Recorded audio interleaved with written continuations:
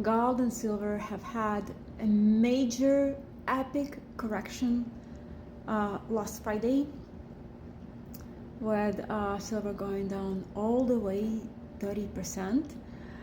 I really don't think we have ever seen anything like this before, and there are many opinions why this has happened. What to do from now? Let's talk about it. First, let's unpack what have happened to the price of silver.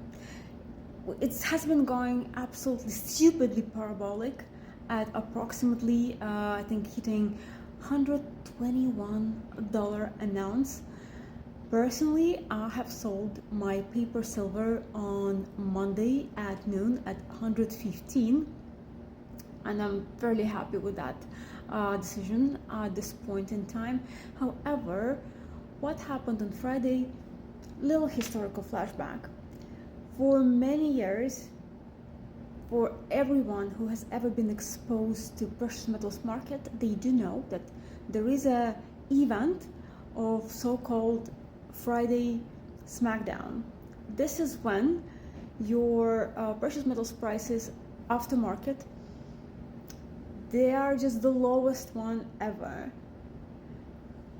Pretty much that what was happening, which is, again, it correlates with the certain events on the exchange itself, when some future contracts are being potentially extended or closed.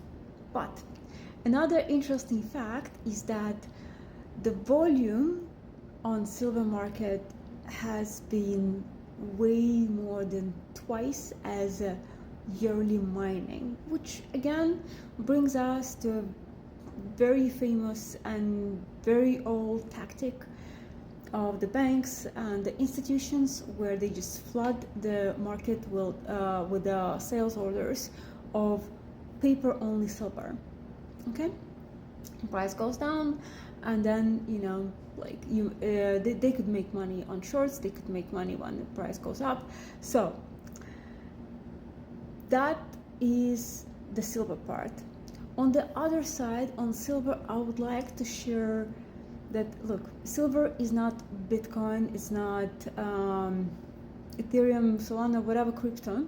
And what we were also observing is that some substantial amounts of crypto money have been moving towards silver. But silver actually has a lot of practical necessity and industrial use, respectively. If you want to have your smartphones, if you want to have your solar batteries, etc., it just cannot be like $120 or $500 for extended period of time. So at that price point, chances are, and again, maybe that price point is 120, maybe that price point is 500, but there is a definite price point where if you're gonna have that for silver, your new iPhone might be pretty much unaffordable.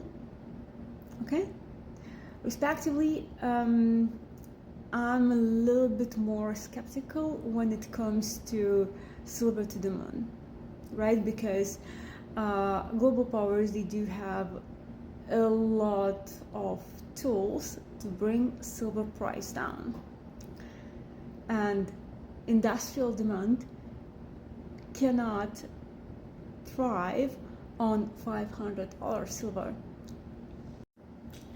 Now gold is a very different animal to this. Think of it this way.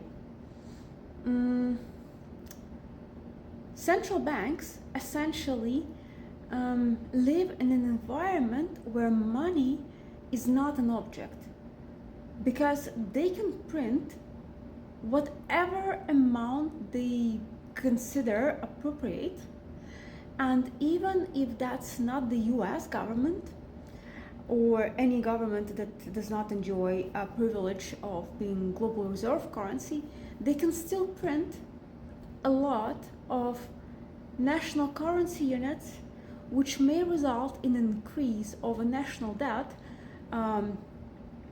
essentially issued in the US dollars, but never it's the central banks that would be carrying the cost of such additional money issuance. That would be the population of the said country. Okay, so, and these people nonetheless, they do choose to buy gold among zillions of other assets available, when they can buy literally anything. Funny enough, Friday's smackdown in gold price, it was not driven by central banks. It was institutional paper money flushing down the line. Why this could be happening? Possibly there are some opinions like, oh, that's because a new potential Fed governor has been recommended by Trump, and a market interprets him to be very much not inclined to cut the rates, etc., etc. My friends, this is a narrative, very synthetic one, because Trump does want a weaker dollar. Why on earth he would recommend as a Fed governor somebody who would not be aligned to cutting rates? And in any circumstances, US is headed for 40 trillion of national debt.